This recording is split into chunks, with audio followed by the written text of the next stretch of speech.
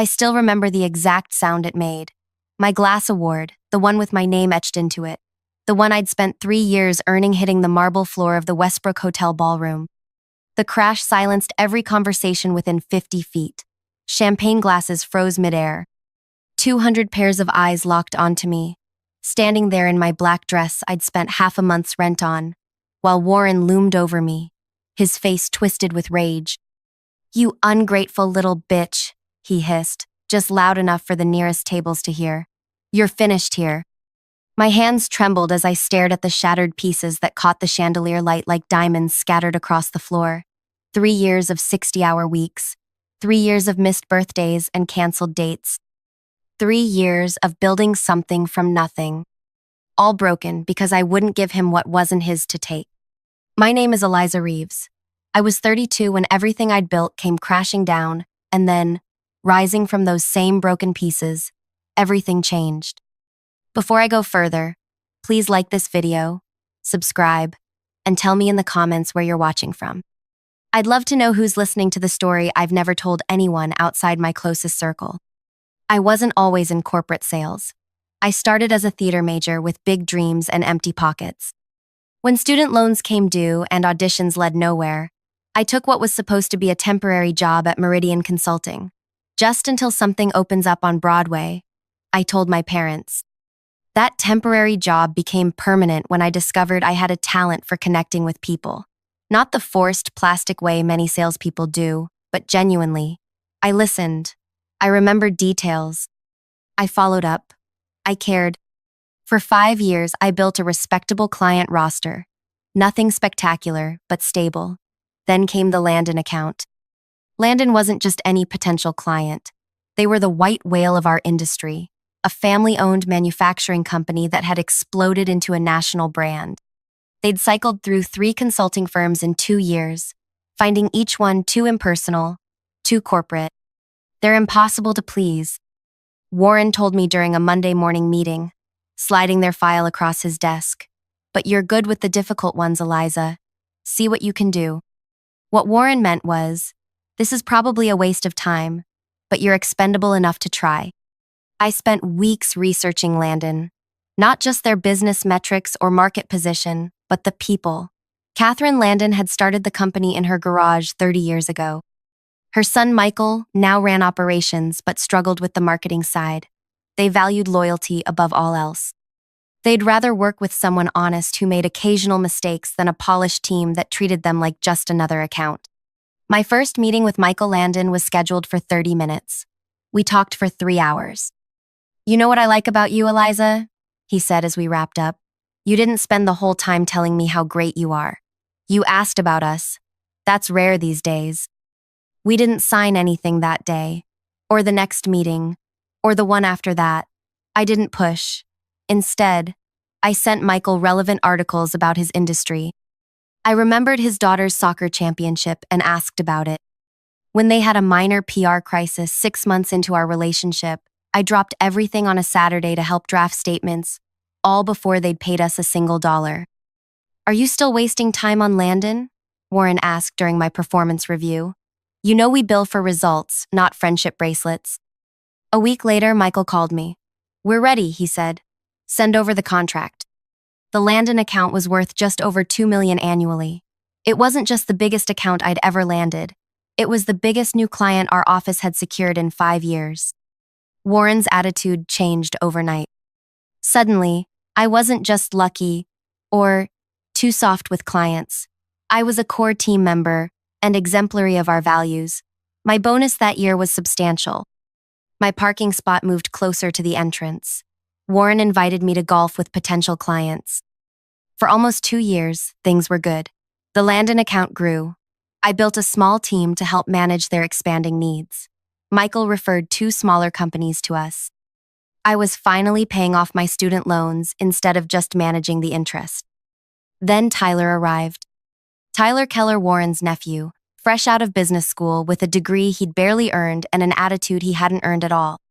"Tyler's going to shadow various team members," Warren announced during a staff meeting. "He's got tremendous potential. Harvard Business School." He said the name with religious reverence. Tyler shadowed our media buyer for 2 days, our data analyst for 3, and then appeared at my office door. Uncle Warren says I should learn how you handle the Landon account, he said, not bothering with hello. He wore a suit that probably cost more than my monthly rent and couldn't have been more than 25. I walked Tyler through our processes. I explained Michael Landon's communication preferences, the company's history, their concerns about market expansion. Tyler nodded, barely taking notes. Seems pretty straightforward, he said, scrolling through his phone. Basically just relationship maintenance, right? Not exactly rocket science. The following week, Warren called me into his office. I've been thinking, he said, leaning back in his chair. Tyler showed real insight into the Landon account. I think he's ready to take point on it. My stomach dropped. Warren. Tyler spent less than 6 hours looking at the account. Michael Landon specifically requested me as their lead consultant in the contract. Warren's smile tightened. Contracts can be amended. Tyler has fresh ideas for them. Harvard thinking. Besides, you're spread too thin. This would free you up to pursue new clients. I'm not spread thin, I said, trying to keep my voice steady. And the Landon account is sensitive. Michael values consistency. Are you suggesting my nephew isn't capable? Warren's tone shifted. Because I'd hate to think you're the type who doesn't support developing new talent. That night, I called my mother. She'd worked in corporate America for 30 years before retiring. They want to push you out of your own account, she said immediately. The nephew gets the commission, you get nothing. Tale as old as time. What do I do? Document everything, she said. And hold your ground. They're hoping you'll just hand it over without a fight. For the next month, I navigated a careful path. I didn't refuse outright, but I created obstacles. I emphasized to Warren how Michael Landon expected me personally to attend meetings. I mentioned truthfully that the contract specified me by name. Tyler's shadowing became more aggressive. He started emailing Michael directly, copying me as an afterthought. He scheduled meetings with Landon's marketing team without informing me. When Michael asked me about it, I had to pretend I knew. What's going on? Michael finally asked me over lunch. This kid keeps contacting us directly. Is there something I should know? I made a split-second decision that would change everything. Michael, I need to be transparent with you, I said. The company is trying to transition your account to Warren's nephew. I've been fighting it because I value our working relationship, but I wanted you to hear it from me. Michael put down his fork. Do you know why we chose your firm, Eliza? Because of you. We'd been through 3 firms of interchangeable consultants who treated us like a revenue stream. You treated us like people. The annual company gala was approaching, our biggest client appreciation event of the year. Awards would be presented, including one for me, Relationship Builder of the Year, specifically citing my work with Landon. Michael had agreed to attend as my guest. 3 days before the gala, Warren called me in again. I've been patient, Eliza, he said, no pretense of friendliness remaining. Tyler will be taking over the Landon account effective next month. I've already spoken to legal about amending the contract. Have you spoken to Michael Landon? I asked. Warren's eyes narrowed. That's not how we do things here. We decide staffing internally, then present a united front to clients. I can't agree to this, Warren. It's not in the client's best interest. Your cooperation isn't required, he said coldly. Just your professionalism during the transition. The night of the gala arrived. I wore a black dress I'd splurged on, feeling I deserved something special after the year I'd had. Michael Landon and his wife Catherine were seated at my table, along with Warren, Tyler, and several other executives. The awards portion began. I received my glass trophy, a beautiful hand-etched piece with my name and achievement. The presenter mentioned the Landon account specifically, noting the extraordinary client relationship I'd cultivated. Michael and Catherine applauded loudly. As I returned to my seat, I noticed Warren's face. He wasn't clapping. He was seething. During dinner, Warren made his move. Michael, he said loudly enough for the table to hear, I wanted to personally tell you how excited we are to have Tyler taking over as your primary consultant next month. Eliza's done a good job laying groundwork, but Tyler's going to bring Harvard-level strategy to your account. The table went quiet. Michael looked at me, then back at Warren. This is the first I'm hearing about any change, Michael said. Warren's smile didn't waver. Just a standard staffing adjustment. Nothing to be concerned about. Actually, Michael said, our contract specifically names Eliza as our consultant. We'd need to approve any change. Warren's eyes darted to me. Well, that's a minor technicality. Eliza was just about to speak with you about it. Weren't you, Eliza? Every eye turned to me. In that moment, I saw my future split in two directions. I could lie, preserve my job, and lose my self-respect. Or I could tell the truth and face whatever came. No, I said quietly. I wasn't. Warren's face flushed dark red. Excuse us, he said to the table, standing. Eliza, a word. He led me to a quiet corner near the hotel's service entrance, just off the main ballroom but still within sight of some tables. I clutched my award, suddenly aware of how fragile it was. What the hell do you think you're doing? He hissed. My job, I said, serving my client's best interests. Your job is to do what I tell you to do. I built this company. I decide who handles what accounts. Warren, Tyler isn't ready. He doesn't know the first thing about. He's twice as qualified as you were when you started. Harvard Business School, Eliza. What did you bring? A theater degree and daddy issues? I felt heat rise in my face. I brought in the Landon account when nobody thought I could. I built that relationship from nothing. And now you're trying to sabotage this company because you're too selfish to be a team player.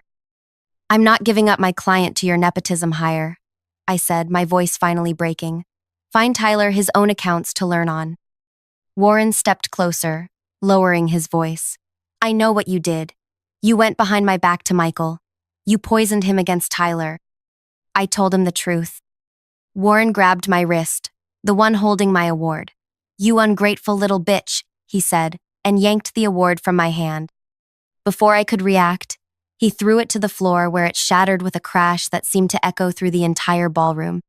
You're finished here, he said, loud enough for nearby tables to hear. I stood frozen, staring at the broken pieces reflecting the light. Everything went silent. When I looked up, Michael Landon was watching from our table, his expression grim. Warren stormed back to the table. I couldn't move. A hotel staff member appeared with a dustpan, looking embarrassed for me as she swept up the shards of glass. I'm so sorry, I whispered to her, as if the mess were my fault. I didn't return to the table. I couldn't bear to sit there pretending nothing had happened. Instead, I went to the coat check, got my things, and called a rideshare. As I waited outside in the cold, my phone buzzed with a text from Michael Landon. Call me tomorrow. This isn't over. I spent that night crying, then raging, then finally around 3 a.m. plotting, because Michael was right. This wasn't over, not by a long shot. Morning came with crystal clarity. I'd slept maybe 2 hours total, but my mind was sharper than it had been in months. The path forward wasn't just clear, it was inevitable. I called Michael at exactly 8:30 a.m. I saw everything, he said before I could speak. Are you okay? Physically, yes, I answered honestly. Professionally, I don't know yet. What Warren did was assault, Michael said. There were witnesses. It's his company, I said. His name is literally on the building. Michael was quiet for a moment. Not on our contract, though. Our contract is with your team specifically. We talked for another 40 minutes. By the end, I had a plan. Not just for survival, but for something more. Something better. At 10 a.m. sharp, I walked into Meridian's offices. Heads turned as I passed. News travels fast, especially bad news. I went straight to my office and began working as if nothing had happened. At 10:17, Warren's assistant came to my door. He wants to see you, she said quietly. Her eyes were sympathetic. Warren was waiting behind his desk. Tyler sitting in one of the visitor chairs like this was some kind of tribunal. Close the door, Warren said. I did, then remained standing. Your behavior last night was unacceptable, Warren began. You embarrassed this company in front of a major client. I said nothing. However, he continued, I'm willing to be generous. Clean out your personal items today. We'll pay 2 weeks severance if you sign an NDA and non-disparagement agreement. I looked at him, then at Tyler, who couldn't quite meet my eyes. That's your offer? I finally asked. It's more than fair considering your insubordination, Warren said. Frankly, I'd be within my rights to fire you with nothing. I nodded slowly. I have a counteroffer. Warren's eyebrows rose. This isn't a negotiation. I resign effective immediately, I said. No severance needed. But I'll need signed documentation that I'm leaving voluntarily, with no termination on my record. Warren looked suspicious. Why would you want that? Professional courtesy, I said. I'd like to leave with my reputation intact. Warren seemed surprised by my capitulation, but quickly recovered. Fine. HR will prepare the paperwork. One more thing, I said. I need written acknowledgement that all client relationships I've personally developed belong to the firm, not to me individually. Now Warren smiled. Absolutely. I'm glad you understand how this business works, even at the end. I signed the resignation papers an hour later. By noon, I'd cleared out my office, said goodbye to a few colleagues, and walked out the front door for the last time. What Warren didn't know, what he couldn't have known, was that I wasn't leaving with nothing. I was leaving with everything that mattered. That morning, before coming to the office, I'd sent 11 carefully crafted emails to my personal contacts at each of my client companies.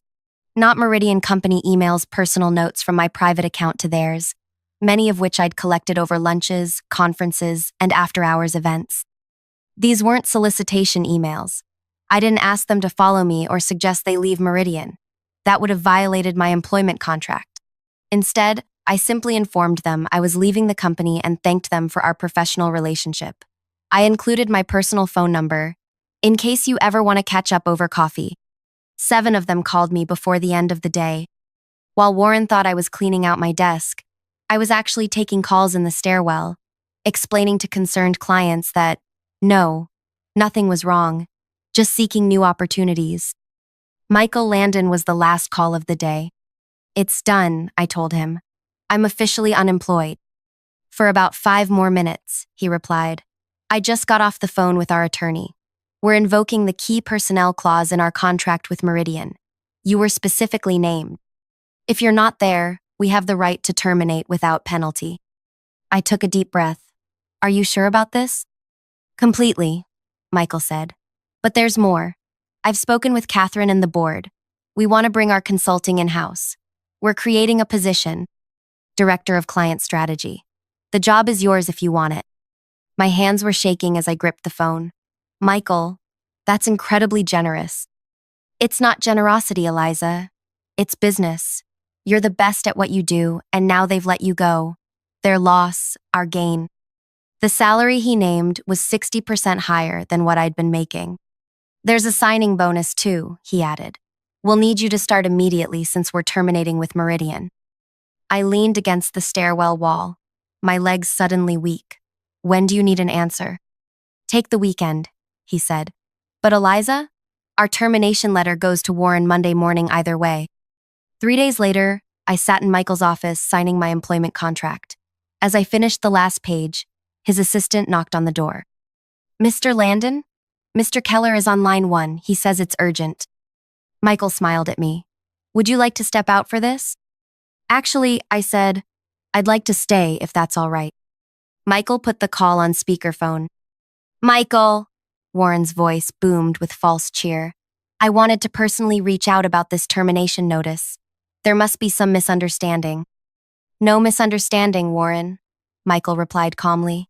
Your firm no longer employs the individual named in our contract, so we're exercising our rights under Section 12.